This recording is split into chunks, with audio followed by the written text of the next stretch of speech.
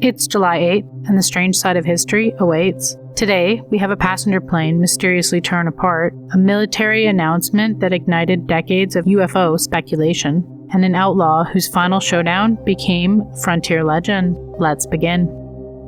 On July 8, 1965, a Canadian Pacific airliner lifted off from Vancouver bound for Whitehorse. There were 52 people on board, and for most of the flight, nothing was unusual. The aircraft moved over miles of forests in British Columbia. Then, without warning, the skies tore open. An explosion ripped through the rear of the plane, tearing away the tail section. The aircraft fell from the sky, crashing nearly 100 miles from the sky and crashed near a 100-mile house, leaving no survivors.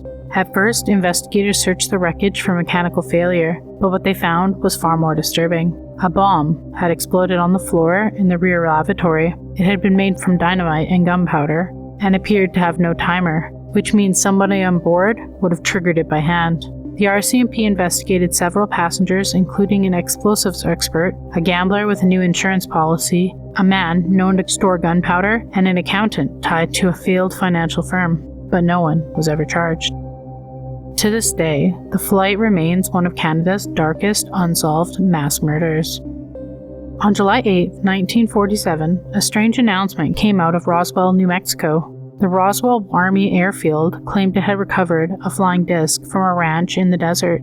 For a brief moment, the impossible seemed real. Newspapers grabbed the stories, headlines spread, a mysterious object had fallen from the sky, and the military itself seemed to be saying it was something unknown. Then, as quickly as the story appeared, it changed. The very next day, officials said there had been a mistake. There was no flying disc, only a weather balloon. And for decades, Roswell became the center of UFO rumors, cover-ups, theories, and claims of visitors from another world. Then, in the 1990s, the U.S. Air Force revealed another truth. It had not been a simple weather balloon. It was wreckage belonging to Project Mongol, a secret Cold War program meant to detect Soviet nuclear tests. But by then, Roswell had already escaped into legend.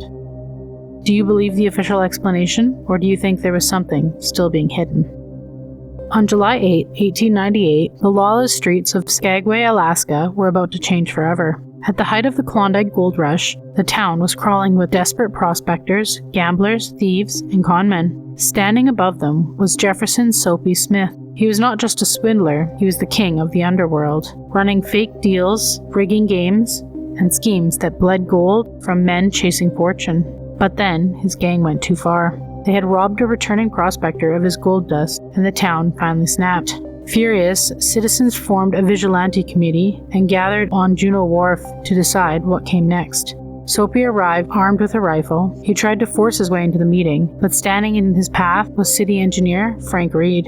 For one frozen moment, the two men faced each other. Then shots rang out. Soapy Smith fell dead, and Reed would die from his wounds 12 days later.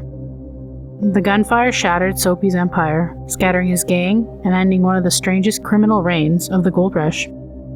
Another day, another strange bite from history. Like, comment, and subscribe. Your next eerie dose is just a day away.